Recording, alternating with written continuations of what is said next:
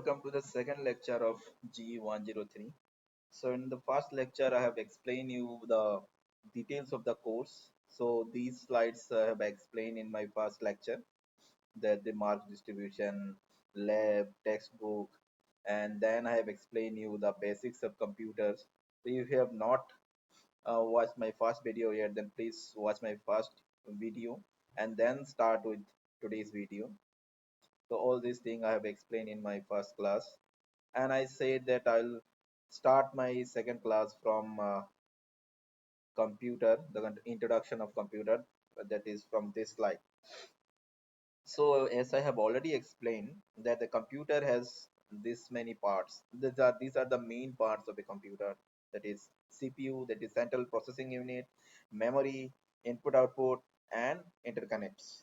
So here CPU and memory are the most important part of a computer. As I have explained in my last class, that everything, every content that you want to execute in a computer are actually stored in memory. And whatever you want to process, whatever data you want to process are actually fetched from memory to the CPU, and then CPU will execute or process the data, and the final result will be again returned back to the memory. So this is how memory and actual CPU are communicating. All these things I have explained in my last class. If there is any doubt, please see my first lecture. Input output means input and output device like keyboard, mouse, these are input device, and printer, monitor, these are output device of a computer. Interconnect means the different kind of buses and wires that connect the different components of a computer. So all these are called interconnects. So if we see more detail of CPU, then CPU has the following thing: register, arithmetic logic unit, control unit, and internal CPU interconnects. So from all these components, the most important component is arithmetic logic unit. That you should remember. That what is arithmetic logic unit? That is ALU. ALU is the module which is responsible to perform all the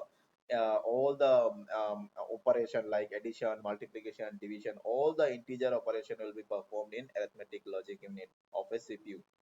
Registers are the small and fastest memory that I have already explained in my last class. The registers store inside the CPU, and register can store a binary number. Register can store a number for temporarily, or you can say register can store data temporarily, and these data will be used in the operations of arithmetic logic unit. I'll show you an example in after 2 3 slides regarding this.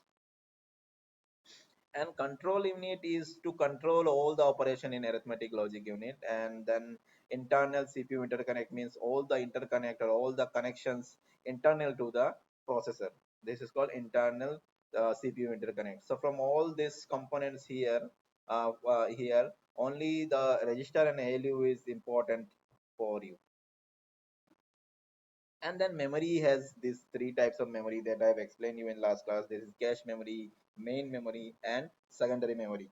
So cache memory is actually a part of CPU that I have also explained already. So if you, when you go to a market and say that give me a processor of Intel, that is Intel i7 processor, or suppose if you go to market and want to purchase a Intel i5 processor, then in that chip cache memory is inside of this the CPU. That means this chip where register, ALU, control unit, and other components are there. At the same chip, cache memory is also there. That's why cache memory is called on chip memory. And main memory is actually called RAM. So if you have open a desktop, then you will realize that RAM is placed in motherboard, not inside the processor. That's why RAM is called off chip memory. So always remember, main memory and RAM are the same thing. Secondary memory is your hard disk. Okay, if you want to know more detail about all these things, then you can read this chapter 1 from this book, Computer Organization and Design. Okay, now we'll understand that how computer works and how computers store our information. So you always remember one thing: the computer only understand about binary zeros and ones. Computer doesn't understand anything else, only one and zero. Whatever information you want to store in computer is only one and zero. So if you want to know about more about the binary numbers, you can read chapter 1 from this book, Digital Design by Maurice Meno. So if any of you have already taken this course of digital design, then I think you already familiar with binary numbers. But in this course, I'll explain you binary numbers, whatever required for this course.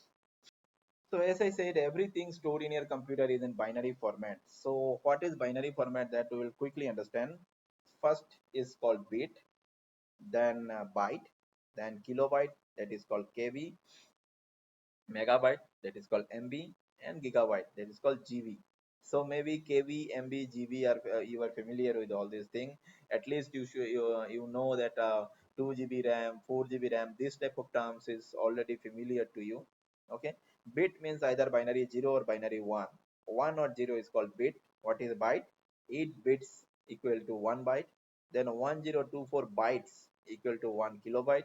Then 1024 kilobyte is 1 megabyte, and 1024 megabytes is equal to 1 gigabyte or 1 GB. Now suppose this is the memory, or assume that this is the hard disk. As I said, hard disk is also a memory. So assume that this is the hard disk, or this is the hard disk of your laptop, and now there are some data stored in your memory in this format. Now, how do you know that in which binary 1 and which binary 0 is easier for MP3 file, or which part is easier for a video file, which part is your PPT? Because everything you stored in your hard disk will be just like 1 and zeros, nothing else in your hard disk.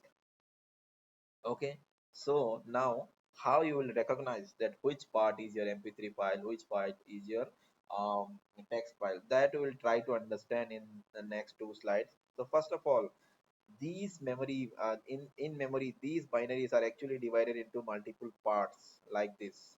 So they are divided into multiple bytes. Each byte, suppose this is the first byte, this is second byte. As I said, each byte has 8 bits. So see, there are the 8 bits, next 8 bits, so they are divided into multiple bytes. So this is first byte, this is first byte 1 0, second byte is 1, and then last byte will be, suppose this 2048. So how many bytes are here? 1 2 3, like this, and last byte is 2048. So 2048 means 2 into 1024. That means there are 2 kb of 2 kilobytes of memory is there. So yeah, this memory size is of 2 kilobyte, and in this memory it is full of binary 1 and binary zeros. Now next step is, how do you understand which binary one represent what? Because ultimately we, as a user of a computer, we don't want binary numbers like 1 and 0. We want is as a either as a file like mp3 video or some text file, okay, or some numbers. So today what we will understand, or we will try to understand, is we will ignore the other files like how mp3 file or video file store, that we will ignore. Well, today we'll try to understand that how a computer can store text, that means this type of english lines, like so how it can store text or it can store number, that we will try to understand. So to understand how a computer store numbers, so first of all we quickly understand the basics of binary numbers. So in binary, so if we understand decimal numbers, we write decimal number like this: 0 1 2 3 4 5 6 7 8 9. This is clear to you. So now when we say about binary, there is only two digits. In decimal, how many digits are there? There are 10 digits: 0 1 2 3 4 5 6 7 8 9. But in binary, there is only two digits: 0 and 1. Always remember. And with 0 and 1, you have to represent any numbers. So fine, with 0 we can represent 0, with 1 we can represent 1, that is fine. But in decimal 2, how will represent decimal 2 in binary? Because binary has only two digits, 0 and 1. That's why in binary, if you want to represent 2, it will be 1 0. That means same, 3 will be 1 1, 4 is 1 0 0, 5 will be 1 0 1, 6 will be 1 1 0, 7 is 1 1 1, 8 will be 1 0 0, 9 will be 1 0 1, and it will continue like this. Okay, so now one more thing. So in case of decimal, if I write this 1, and if we after in place of 1, if we add some zeros in the left side, then it is meaning is still same. For example, if we write 1 or write 01, meaning is still same. That I think that you already understand. If we write 2, or instead of 2, if I write 002, that is also 2, right? If I write 5, and in place of 5, if I write 005 or 05, that is also the same thing. It is also 5. 5 and 005 both are 5. So in the same way, if we want to, instead of writing binary 10, if I write 0010, that is also actually 10. 10 means 2 in binary. So instead of writing 11, which is binary, which is equivalent to decimal 3, we can also write it 0011. Okay, so always remember this, that anything, if all the zeros in the left side has actually no meaning. Now if I go and more numbers, for example, here I have explained you that how to write decimal, how to convert decimal to binary till 9. So now if how we'll write 10 in decimal, this is 10 in decimal, this is called 10. So just concentrate here that how many digits are there in decimal. There are 10 digits, so that's why with 10 digits we can represent from 0 to 9. After this, when we want to represent 10, in decimal also there is no single digit number available, because total number was 10 and we have represented up to 9. So now if you want to represent 10 in decimal, we write 10 in decimal. 10, that is called 10, that we know. Why we are writing it in 10? Because we have only 10 digits, and digits are already finished after representing 9. So how will represent 10? We'll write it 10. But if you see in binary, we have only two digits, 0 and 1. So therefore first of all we represent 0 with 0, 1 with 1. Then when it comes to represent 2, we don't have any single digit more left. That's why binary 2 is represented by 10.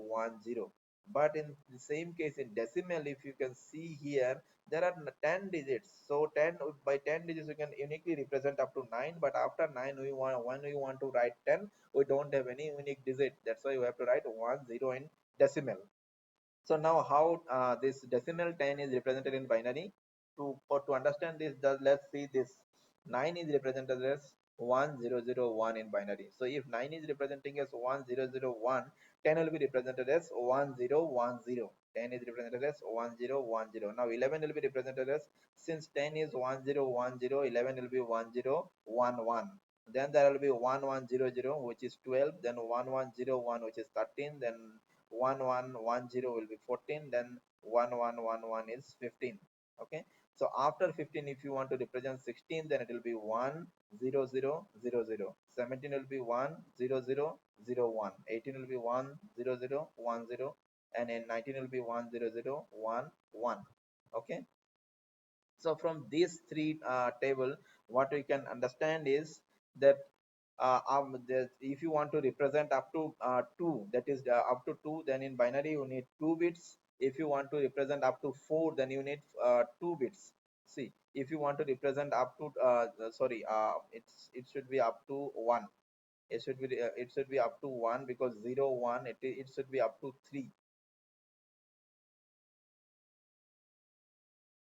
So if you want to represent binaries, decimal number into binary, then up to 1 you need 1 bits. That means for 0 and 1 you need only 1 bit in binary. So up to 3, for example, up to 3. So up to 3 you need 2 bits. 1 1 is the maximum, 2 bits. Up to 15, if you see up to 15 here, up to 15 you need 4 bits to represent. And after this, up to 31 you need 5 bits. You can see 70 to write 17 in binary you need 5 bits. Like this, if up to from 31 to 63 you need 6 bit, and from 64 to 127 you need 7 bits. From 127 to 255 you need 8 bits, and it will. So if you want to represent a number in binary, then up to 1 it needs 1 bit. You can see here also that 0 and 1. Up to 1 you need only 1 bit to represent. Up to 3, if you want to represent up to 3 in binaries, then you need 2 bits to represent one number. For example, here if you want to represent 2, you need 2 bits. If you want to represent 3, you need 2 bits. But after 3, if you want to represent 4, you need 3 bits. That's why from 4 to 7, you need 3 bits. You can see 4 to 7. All numbers 4, 5, 6, 7 need 3 bits to represent. And after 7, if you want to represent 8, 9, etc., then you need 4 bits. So from 8 to 16, from 8, you can say from 8 to 16, you need 4 bits to represent. Minimum 4 bits to represent. You can add some additional zero, that doesn't mean anything. For example, here, as I said here, then up to 3 you need 2 bit, but here you can see that by for representing 3 I have used 4 bits, but that zeros are, as I said, has no meaning. So actually the minimum number of bits required to represent 3 is this 1 1. So the minimum number of bits required to represent 16 will be 5.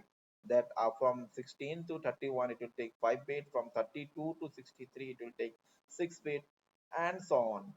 So these are the basic ideas of binary numbers, that how binary numbers should be represented. And always remember that in computer only binary numbers are stored, not the decimal numbers.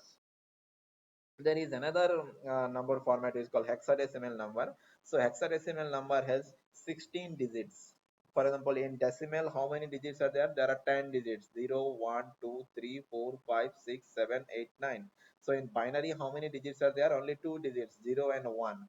In the similar way, in hexadecimal, there are 16 digits, and they start from here: 0, 1, 2, 3, 4, 5, 6, 7, 8, 9, and instead of 10 this is another digit. This is called A, B, C, D, E, and F. So there are 15 digits. So there are 16 digits including 0. So with 16 digits you can uniquely represent a number, 16 numbers with a single digit, right?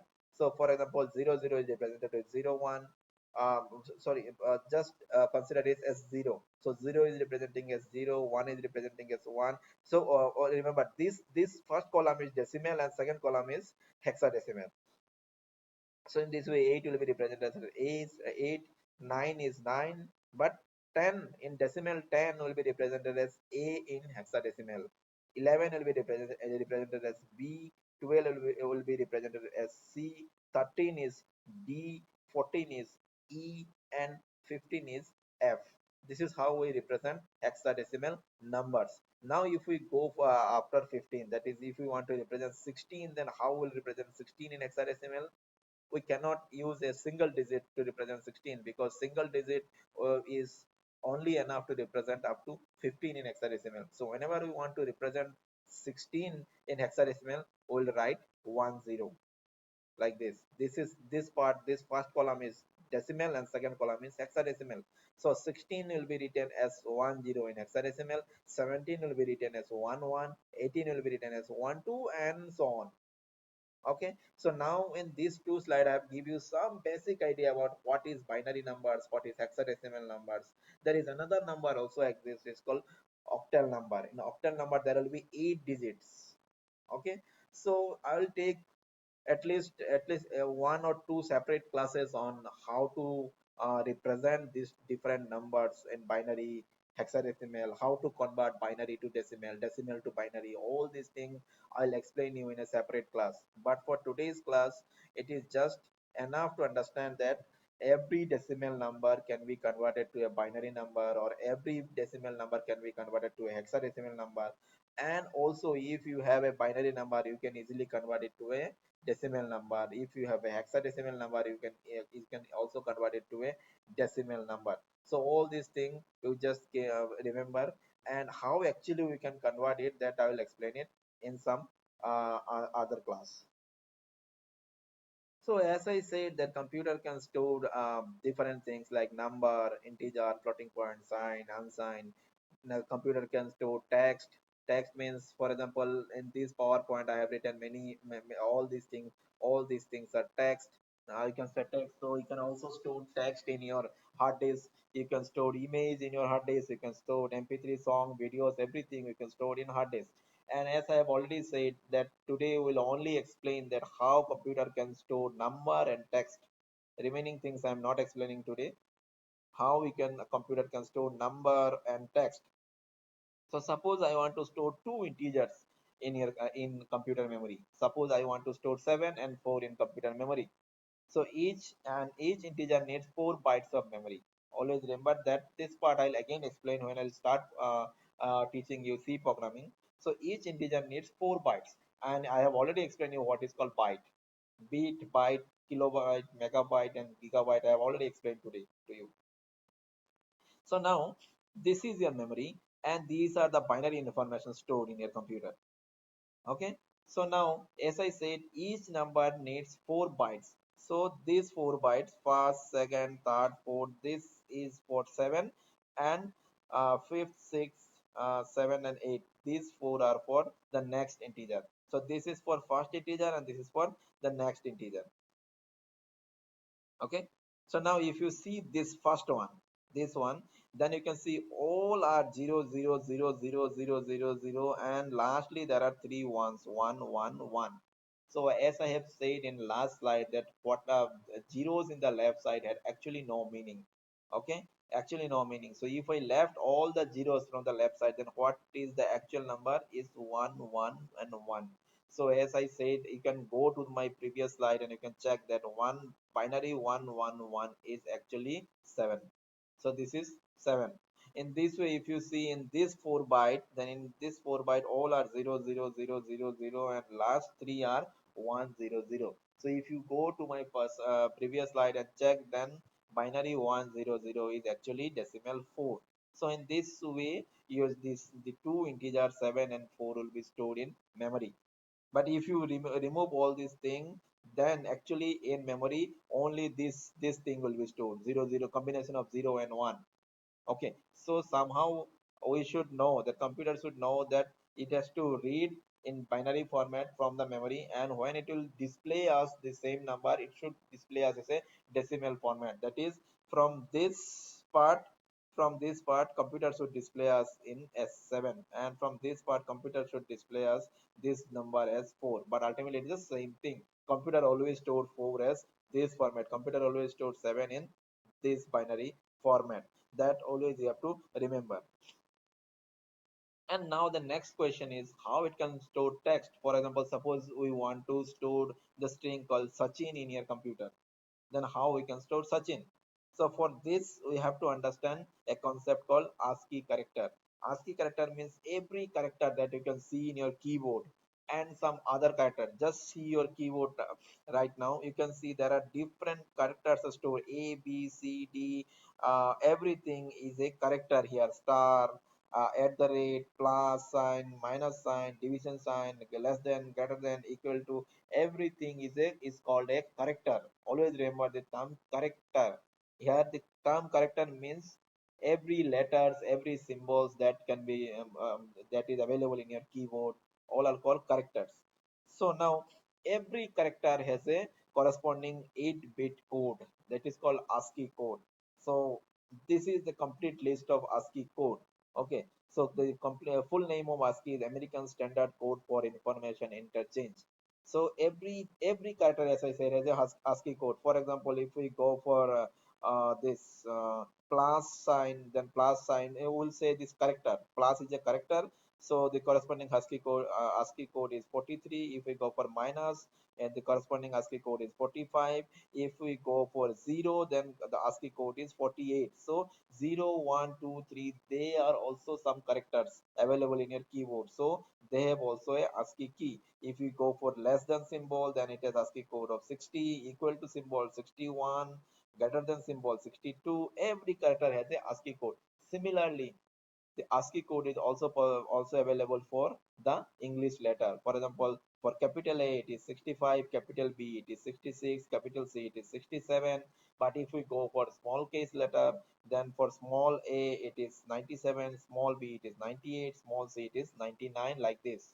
So every character has a corresponding ASCII code. But one important point you have to remember here is, you can see that all the English letters start, capital English letters start from 65, and they are the numbers are given in one by one. That is 65 for A, 66 for B, 67 for C, like this up to Z. They are continuous numbers. Okay, the same thing for a small letters also. For small a, it starts from 97, then 98 is B, 99 is C, 100 is D, like this. They are the contiguous number from 96 to 122.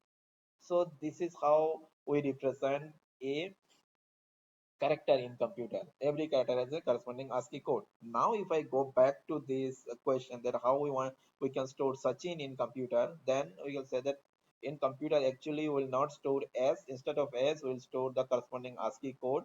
Instead of A, we will store the corresponding ASCII code. Instead of C, we will store the corresponding ASCII code, like this. So for every character, we will store the corresponding ASCII code.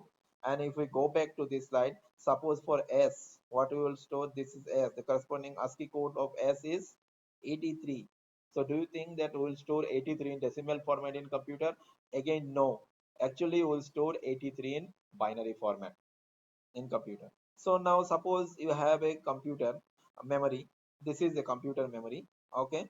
And in this computer memory, of what I have stored some binary bits, some arbitrary binary bits, not arbitrary, but it looks like arbitrary, some binary bits stored in your memory.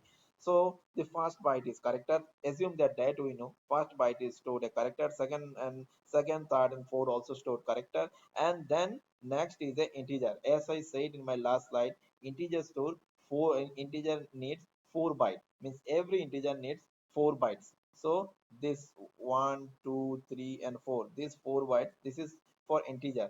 And always remember, character needs 1 byte. Why character needs 1 byte? Because just in my last slide I said that every character has a corresponding ASCII code, and that ASCII code is of 8 bits. Every character has a 8-bit ASCII code.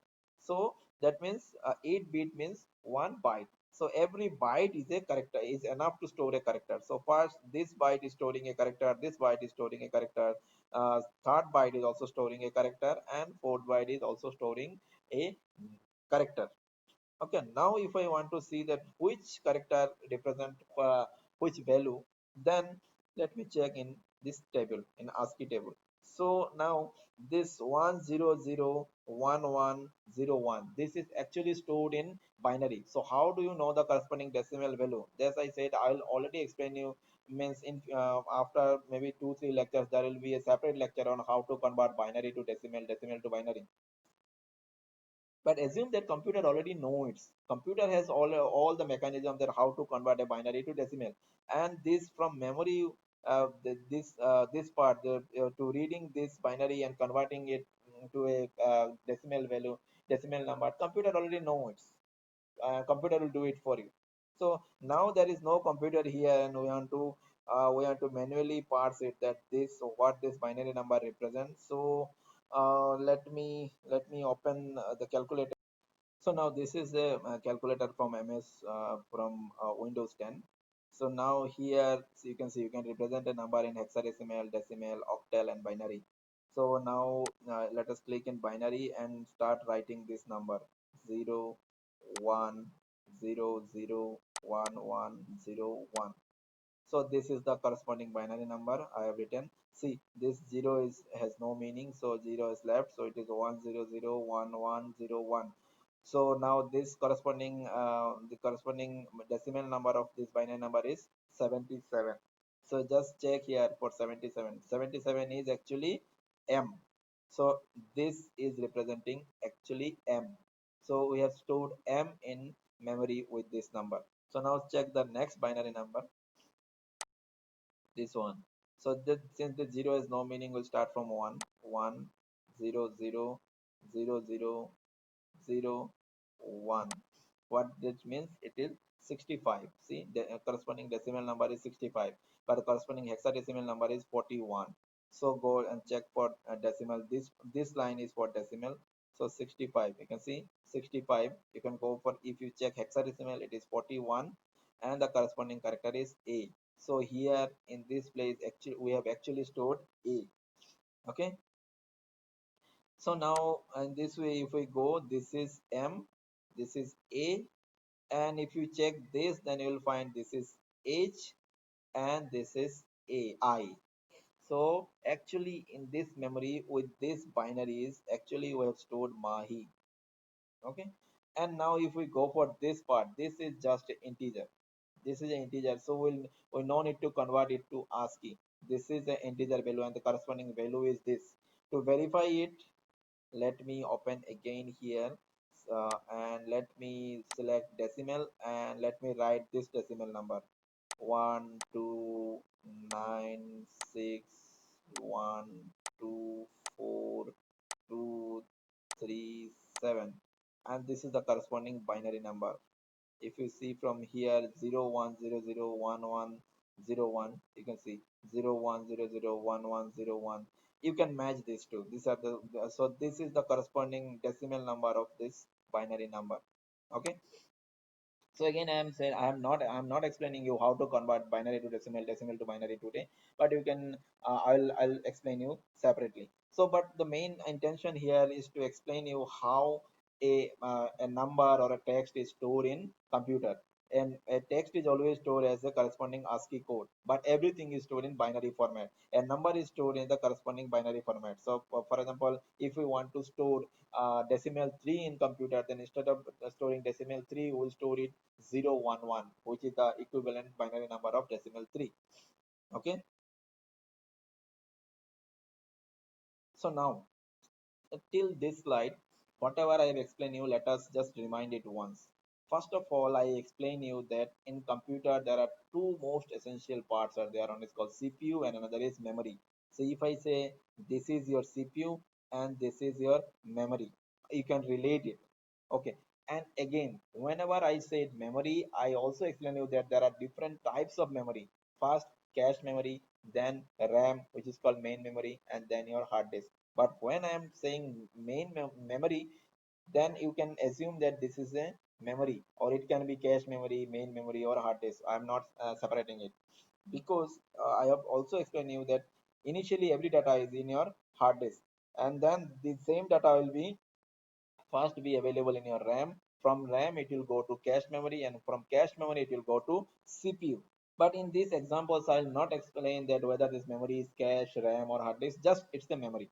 Assume that it's a memory.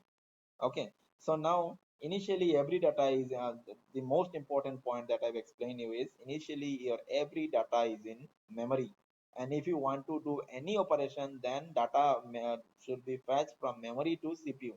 Suppose there are three numbers like this, you have stored in memory. In your memory, 100, 200, and 300 is stored in memory. Again, if you go to my previous slide, you'll understand that 100 will not store in this format. Actually, 100 will store in some binary format. 200 will be stored again in corresponding binary format. 300 will again store in corresponding binary format in memory. But for your understanding, I have written it in decimal format. So assume that in memory it is 100 is stored here, 200 is stored here, and 300 is stored here. Again, if you remember my previous slide, I said each integer needs 4 bytes. So if 100 is stored in this address, this is the byte address 2000. So if we remember byte address, then let us go to my this slide, not this slide, not this slide, even back. Okay, if we go to my this slide, I have explained you what is address. I said this is the complete memory, and actually in this, the memory is divided into multiple parts, and we address it. This is first byte, second byte, and this is the last byte. So actually sometimes we also use this as address of the byte. This is the byte number 0, byte number 1, byte number 2, byte number 2048, like this. So if we relate this in this example that I have written here, here this there are many bytes here, so 100 is stored in byte number 2000. So if 100 is stored in byte number 2000, then 200 is stored in byte number 2004. Why 2004? Because each integer takes 4 bytes to store in memory. So 100 is stored in 2000, 200 will be stored in 2004, and 300 is stored in 2008. I hope you understand this. And again, every number is actually stored in binary format, not in decimal format. But I have written it in decimal format for a clear understanding. So now the question here is, assume that these three numbers is stored in your memory. And now you want to use your computer, or that means you want to use this CPU to add this three number and store the result in this memory location. So what will be the result? Result will be 600. 100 plus 200 plus 300, 600. So you want to use this computer to add this number and store the result in this location. So how to do this? How computer will understand that computer has to perform this task? For this you have to write, you have to give some command to this computer. This is the command that you have to give to computer, and this is your CPU. As I said, CPU has two most important components: registers and arithmetic logic unit. So these are registers. They are also very small memories, very fast memories. So first of all, what you will do, you will load 100 from memory to this register. Okay, as I said that if you want to do any operation, then you have to load data from memory to CPU. Then first of all, you will load 100 to this location. This is written here. Load 100. I'll not explain all these things because these are not very important for you. In this part, $0 1, this means 2000. That means this memory address. So load the content of this memory address to register 2. That means 100 will be loaded here. In same way, the next line is saying that load the content of this memory location, that is 200, to this register. So now 100 is available here, 200 is available here. Then the next instruction is saying add this to content. That means add the content of this register and this register and store the result back in this register. So here 100 is stored, here 200 is stored. Perform an addition. Who will do the addition? Addition will be always performed in the arithmetic logic unit. So 100 will come from here, 200 will come from here. Arithmetic logic unit will add these two, and this add will be, result is 300. 100 plus 200 is 300. Then now this new result will be again stored back to this register. So now register 2 is storing 300. Remember, register 2 is now storing 300. Now again we'll go to memory and we'll fetch this value, this 300, and store it in $3 now, and which will be done by this instruction, this load instruction. After this load instruction, again there is a add command. Now the content of this register and this register will be supplied to arithmetic logic unit to perform another addition. Now the content of $2 is 300 and the content of $3 is also 300. So now these two value will be passed in arithmetic logic unit and it will perform an addition. The final result, that is 600, will be again stored back to $2. Okay, done. Now the next, so final result 600 is available in your this register $2. Now the final thing is we have to write this final result back to this memory location, right? This is our purpose. So therefore this will use this last instruction. This is called store instruction. So the main exam purpose of this example is, you can see that if you want to perform any operation in computer, then you have to bring the data from memory to computer. You have to store in memory to CPU, sorry, and you have to store it in some register. You have to perform some operation, and after all this operation, the final result, if you want to write back to memory, then again you have to use some store instruction. So load and store instruction are basically used to communicate between the memories. Okay, and these two instruction add operations are actually used internal to the CPU to perform some internal operation in CPU. So this means these are the commands that you have to give to computer one by one to perform this addition. So basically, if we say that if you want to do this type of operation, that r equal to a plus b plus c, which means that we want to add the memory location a, the memory content of a, b, and c memory location, and we want to store the final result in the in the memory location r, then we have to write give this commands. So what is this command? This is actually called programming. You have to write this program and you have to give this command. That's why in my first lecture I said programming is a set of commands that you have to give to computer. So these are the commands that you have to give to the computer. Command 1, command 2 is, so one by one, if this commands will be, when this command will be executed in your computer, your task will be done. But this language that I have shown, this language is called assembly language. This is not a high level language like C programming that you will understand or that you will learn in this course. This is called assembly language. And there are actually, and there are different versions of assembly language. This is called MIPS language. This is kind of MIPS, and there are some other assembly language also available. This is called x86 and ARMS like this. So, and they also call instruction set architecture or ISA. This is MIPS ISA. Other ISAs are x86 and ARM like this. There are different types of ISAs available. So all the Intel processor that you are using, or most probably the laptop that you are using now, the processor inside the laptop, most probably it will understand this type of assembly language. It's called x86. This will only understand x86 assembly language. So um, if we go to next slide, that then I'll explain. If you see here that suppose you have written a high level language like this is C programming. At least I think you have some idea to what is called C programming or any programming. Suppose you have written a program like this. So first of all, what we'll do, we need a compiler to compile this code, right? So when you compile this code, then compiler will convert this code to this assembly language code. Why assembly language? Because if we go to this slide and what I explained, that computer only understand this type of command, assembly language. No matter in what language you have written your program, maybe you have written it in Python, in Java, in C, C++, computer को कोई फर्क नहीं पड़ता भाई, computer को कुछ समझ में नहीं आता है. Computer only understand assembly language.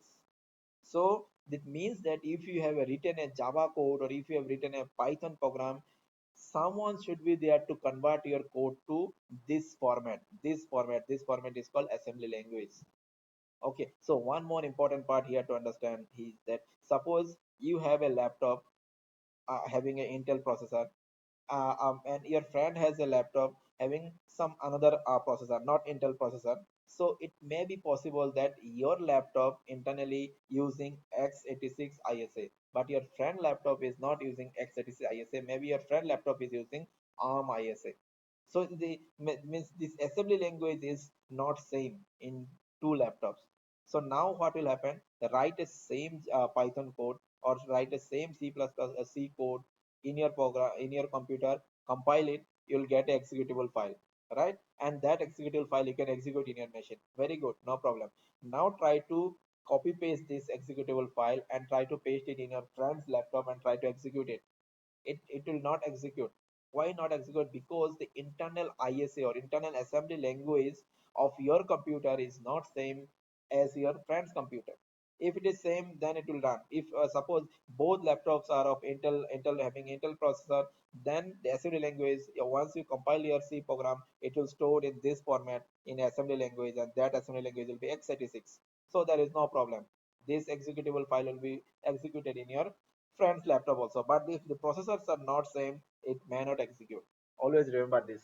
So the bottom line, what I'm saying here is that every computer has its own assembly language and it can only understand the commands or the program in assembly language only. So whatever program will write either in C, C++, Java, Python or anything Java, ultimately internally it should be converted to the assembly language to understand by the computer.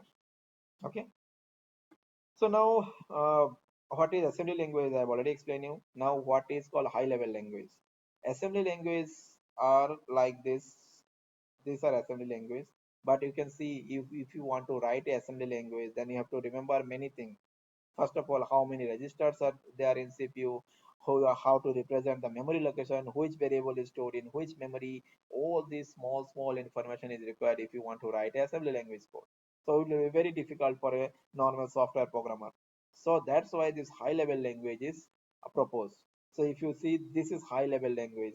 I assume that this is a C program or a C++ program or Java, Python, anything. So these are high level program which is very easy for a software programmer to write. And there will be a compiler. For if you remember from your previous course, the previous class, that C, if you want to compile a C program, then we use GCC, right? So the moment you compile this code, after compiling this code, it will convert to a assembly language code like this. So this part is automatically done by compiler, not you. And then this assembly language is ultimately stored in this binary format, which is called machine language. But these are actually same thing. Only difference is here this kind of instruction will be actually converted to binary and stored in memory. Okay. So in a high level language, there are some example is Fortran, C.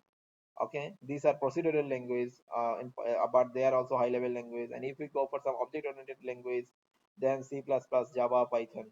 So all are actually high level languages. So advantage of high level language is no need to think about load store. If you go for this type of assembly language, you have to go for load store to communicate between memories. Okay. but it is not required here. That will be automatic. When it will be converted to assembly, then assembly will take care of it. No need to remember the memory addresses, that from which memory you need to fetch data, which memory you need to write data. As I've explained in my previous slide, it is not required here. No need to think about register. If you see my example in previous slide, I've explained that you have to store the data from memory to register, and which register you have to fetch the data. This you have to remember. It is not required in high level language. You just write a single command. Internally compiler will manage it. No need to think about ISA. This is very important here. Means when you are writing a C program, you no need to think about that which ISA or which assembly language your processor can understand. You no need to think about it. You just write a C program, compile it, and it will execute. That means that compiler, which will compile your C code to an assembly code, knows that in which assembly language it should be converted. So suppose same C code you use and same compiler you use in your laptop. Suppose your laptop is Intel laptop, so this compiler will convert your C code to a x86 assembly language code. Now suppose your friend laptop is using another kind of processor and it is using a ARM ISA.